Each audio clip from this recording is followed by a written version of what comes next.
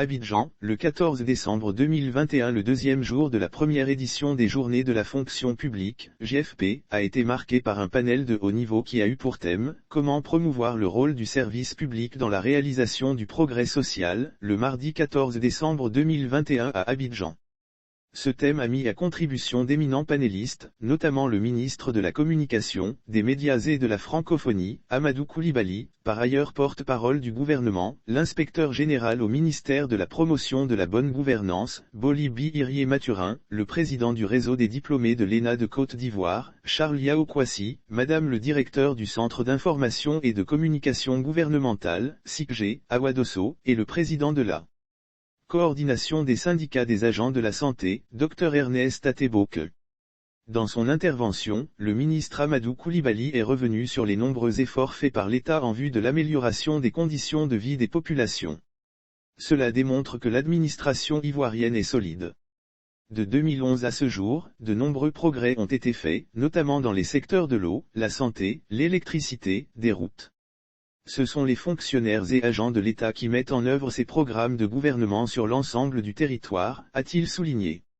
Non sans manquer de relever que le service public commence par l'assiduité, la ponctualité, l'égalité, la continuité du service et le sens du devoir bien fait.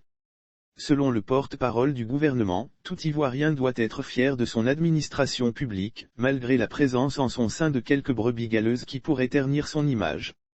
Pour Charles Yao Kwasi, le fonctionnaire et l'agent de l'État doivent incarner des valeurs de responsabilité et rendre service aux usagers. Tout le monde a droit au service de l'administration. La responsabilité du fonctionnaire lui impose d'accomplir ses missions avec loyauté, dignité et neutralité, afin d'aider l'administration à avoir une bonne image, a-t-il martelé. Seule dame parmi les 5 panélistes, la directrice du CICG Awa Dosso a exprimé son optimisme quant à la capacité du fonctionnaire et de l'agent de l'État à promouvoir le service public. Il faut faire des fonctionnaires et agents de l'État des ambassadeurs, au quotidien, pour la valorisation des programmes et initiatives mis en œuvre par l'État, a-t-elle proposé. Car, selon elle, le fonctionnaire qui incarne l'administration doit être au service de la population et doit mettre le citoyen au cœur de son action. Pour y arriver, elle a demandé que le fonctionnaire s'intéresse davantage à ce que fait le gouvernement, afin de mieux promouvoir ses actions auprès des populations. Pour promouvoir, il faut connaître. Pour connaître, il faut s'informer, notamment à travers le portail du gouvernement, www.gouv.ci.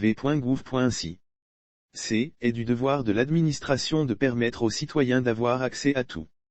D'où la responsabilité du fonctionnaire et de l'agent de l'État de faire quelque chose au quotidien pour le bien-être des citoyens, a insisté Awa Dosso. Quant à Boli Bihirié Mathurin du ministère en charge de la promotion de la bonne gouvernance, il a dénoncé la lourdeur administrative qui favorise la corruption. Pour faire évoluer les choses, il a souhaité plus de sensibilisation des fonctionnaires et agents de l'État afin qu'ils fassent preuve d'intégrité, de transparence, d'éthique et d'amour pour leur pays dans l'accompagnement de leurs tâches. De son côté, le syndicaliste Ateboke a plaidé pour une réduction des écarts de salaire entre les fonctionnaires pour créer de la motivation dans la fourniture du service.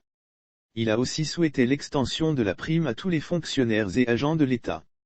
Chose qui, selon lui, va améliorer les conditions de vie des travailleurs. En marge de ce panel, plus de 200 fonctionnaires et agents de l'État ont été distingués dans l'ordre du mérite de la fonction publique pour loyaux services rendus à l'État. Les journées de la fonction publique ont ouvert leurs portes le lundi 13 décembre 2021 et prendront fin le 17 décembre.